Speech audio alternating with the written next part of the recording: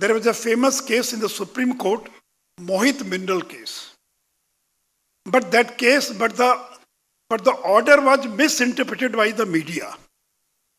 और ऐसा एक मैसेज गया कि now the states are free, कि वो जीएसटी को लागू करने में फ्रीडम है, वो जैसा चाहे कर सकते. That is not true.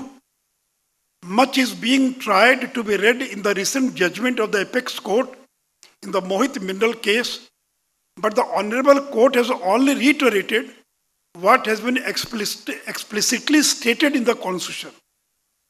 The Council was always intended to be a recommendatory body. GST Council ये मैंडेटरी बॉडी नहीं है, रिकमेंडेटरी बॉडी है. वह केवल स्टेट्स को रेकमेंड करती है, यूनियन गवर्नमेंट को रिकमेंड करती है. It does not mandate to the states. It is a recommendatory body. It is already in the Constitution. The GST Council will recommend to the states. So there is nothing new in the judgment given by the Supreme Court in the Mohit Mindal case. Only they have reiterated what it was already expressed in the Indian Constitution. It could not have been otherwise in a democracy where the legislature reigns supreme. State legislature supreme है taxation के मामले में, कोई उसको dictate नहीं कर सकता है. तो पहली बात है कि मोहित मिनल केस में there was nothing new. The court has only reiterated what it was already mentioned in the Indian constitution. Number 1. Number 2, क्या इसका मतलब है कि कोई स्टेट जीएसटी में किसी प्रकार का डिविएशन कर सकता है? कोई स्टेट करेगा क्या?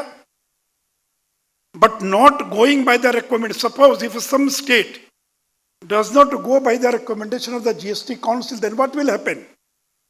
No other state will do business with that particular state. Suppose Bihar says that no, we will not agree with the 14% tax rate. We will increase the tax rate from 14 to 16%. So will any other state government, will any other consumer of a different state will do business with Bihar? No, they will not be able to do. And the IGST is there. So IGST is there. So if any state deviates from the recommendation of the GST Council, they will be at a disadvantageous position. और इसलिए पिछले दिनों जब food grains पर 5% GST लगाया गया, though all the state governments were part of that decision, it was a unanimous decision. There was no note of dissent. There was no voting on that subject. It means it was a unanimous decision.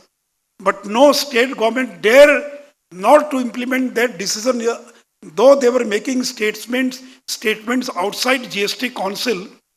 लेकिन कोई state ने 5% GST लगाने के निर्णय को withdraw नहीं किया. उन्होंने लागू किया, नोटिफाई किया, और सारे स्टेट्स उसको लगा रहे. तो मैं केवल एक बात केवल यही कहना चाह रहा हूं कि जीएसटी काउंसिल कोऑपरेटिव फेडरलिज्म का बेस्ट नमूना है.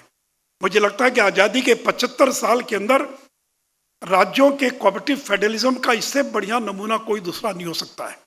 In the last 6 to 7 years, not a single decision has been taken by voting.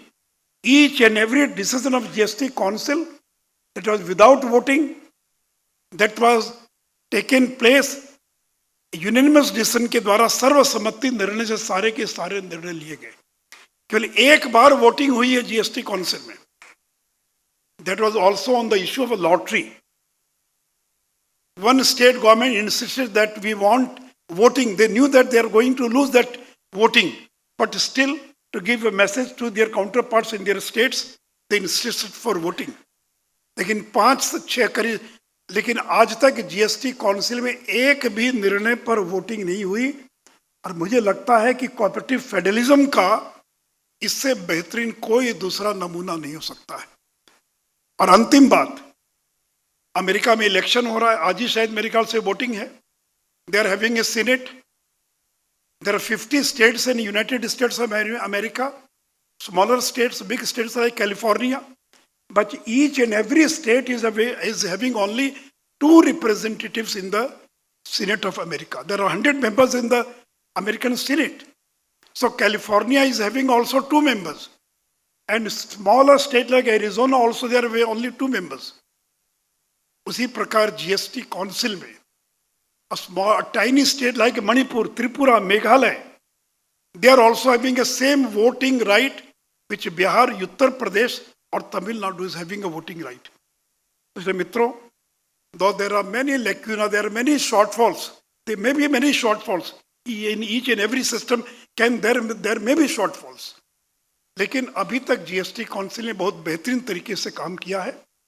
जो कुछ कमियां हैं, दो त्रुटियां हैं, वो जीएसटी काउंसिल के लोग मिलकर बैठकर आगे आने वाले दिनों में समय समय पर उसमें सुधार कर सकते हैं, उसका परिमार्जन कर सकते हैं. तो इसलिए मित्रों, मुझे लगता है कि आज़ादी के बाद जीएसटी काउंसिल जैसा कोई बॉडी अभी तक नहीं बनी है. और मेरा तो ये भी सुझाव है कि for agriculture, for health, for many other government of India department, there should be a body like GST council, where the state governments, the union government, they sit together every 4, 5, 6 months, thresh out the issues and take a unanimous decision. तो मुझे तो लगता है कि GST council जैसी body और भी अन्य डिपार्टमेंट्स के अंदर और बनने की आवश्यकता है.